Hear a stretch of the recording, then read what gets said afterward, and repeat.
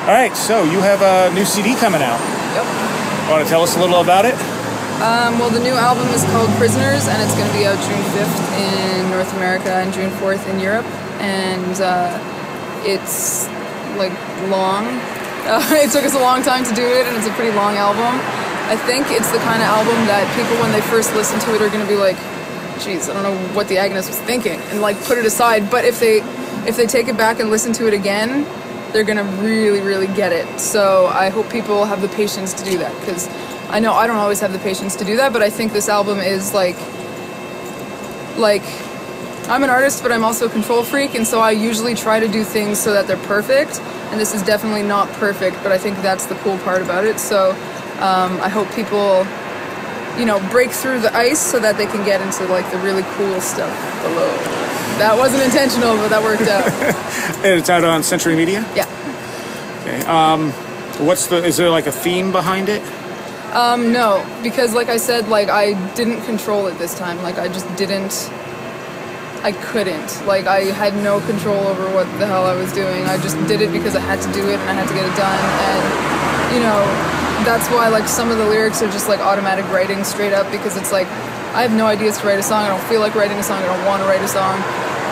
So I'm just gonna make my hands start moving, and whatever comes out is gonna be the song, and that's what I did on some of them. But the reason that's cool is because then you can actually look back at that automatic writing segment and be like, wow, I was thinking that, and I was thinking that, and like you can actually sort of self-analyze a little bit. So yeah. Okay, how is the band different now than it was when you recorded the last one? I think we're all a lot, you know, more beaten down by the industry.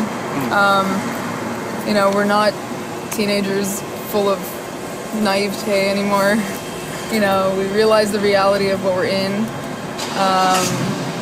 And we're kind of, I mean, I can't speak for everyone, but like, it's, metal scene's weird. It's a weird place to be. And I think we all realize that now. Yeah. So what are your thoughts on the industry as a whole now? I would never choose to be a part of it. Unfortunately, I am, so I'm stuck, but I would never ever choose this. You're not planning on quitting, are you? No, but Good. I would, there's a lot of other things I would love to do, you know? Like, I would love to, like, it's funny because people are, you know, they're like, oh, you have the opportunity to do this and that, and I'm like, yeah, but you have a house, and you have your degree, you know? Like, that's awesome. And are you going to South America? Yeah, we're going in, end of July. For how long? There's still some shows I think that are unconfirmed, so we're trying to sort of like put them together, but we have like 5 shows or something like that at this point. It's like a little tricky to get all the countries working together, but it should be cool. Usually the shows are good down there. Have you done that yet? Yeah, we've done a bunch of times. Okay. So. Have you gotten to Europe? Yep. How'd that go? That was awesome. I really hope we get to go back to Europe. How is it different, like in South America, Europe, compared to here? Here, nobody cares. Nobody gives a fuck about bands here. In Europe, most people don't care, but they're more hospitable, they're courteous, they realize that you're doing your job and they treat you as a human being doing your job, whereas here they treat you like shit, for the most part. In South America, it's like the opposite. They treat you like royalty, which is weird. I feel like I would almost rather be treated like shit than like that. And yeah, it's very different. Like, it's very different depending on where you go. So it's hard to keep your head on straight because you're like used to being treated like shit, and then suddenly you have paparazzi after you, and then, you know, it's just weird. It's very different depending on where you are in the world. Okay. What about the artwork for the new record? Yeah, that was done by a really young artist named Alex Boyajev. I really like, Montreal has a lot of really cool art going on, and I really like going to vernissages, and so I went to a vernissage in my old college actually, and I found him there. He was like 19 or something, and I took his card because I really liked his work. And then when I when I got in touch with him, he kind of showed me a little bit more of his portfolio, and we brainstormed for a long time. We didn't have the album title, we didn't know what we were doing with it, but we just brainstormed ideas and came up with that. Went back and forth on it a couple times, which is always annoying for an artist, but whatever.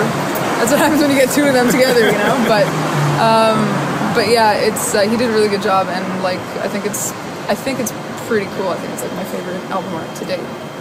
Okay. You mentioned downloading when you were performing. You think that's a big issue, people downloading the record? Yeah, I mean, you know, I know people are like, oh, you should just be thankful that you're on the road and you get to play and whatever, and it's like, not really, because I just put 3 years of my life and lost wages and hours and days and weeks of time into making this product, this art, whatever the hell you want to call it, and then you just want to steal it and tell me I should thank you for stealing it, you know? So it's like, yeah, I know people download shit, that's fine, I'm aware of that, but that doesn't mean I think it's a good idea. And like, I'm being dead serious here, I've never downloaded anything. One, because I've never had a computer that was like fast enough to do it, but also like I've just actually never downloaded anything. So, I mean, you know, people that want to like, you know, rag on Metallica and whoever like is against downloading, it's like, well, you know what, even though they are Metallica and they have money, they still put effort into doing something and you're stealing it. So it's like, you know, it's like telling someone like, hey, I built this car and it's like a new design and I came up with all the patents going into the design, and then having the person across the street just rip it all off and make them and give them away. You know, it's like, it's stealing no matter how you look at it, and just because we're artists doesn't mean that we want to give our shit away for free, you know? All right, cool. Anything else people should know that you have coming up or anything? Are you doing any more music videos? Yep, we are. But I'm not going to talk about that yet because I don't have all the details in place, but I think it could be really cool. Again, I think it's going to be very different. Do you know which song you're going to do? Yeah, but I'm not going to mention that yet. Okay. But I think it could be really cool. I think it's going to be hard for me because the song that we did choose is like a very personal song. Nobody will know that by reading the lyrics, but I'll know it, and so it's going to be really hard to like make a visual representation of this song. But we are doing it in Montreal for once. So before we were always doing it in New York. Now we're going to do it in Montreal. So it's going to be a different person working on it. A more inexperienced person than what we've gone with in the past, but I think because he's new, just like the guy who did our album art, he's going to be able to really have like, you know, no box set up in his head. He's going to be able to really use all the resources around him to make it really cool. All right, cool, thanks. Yeah, no problem.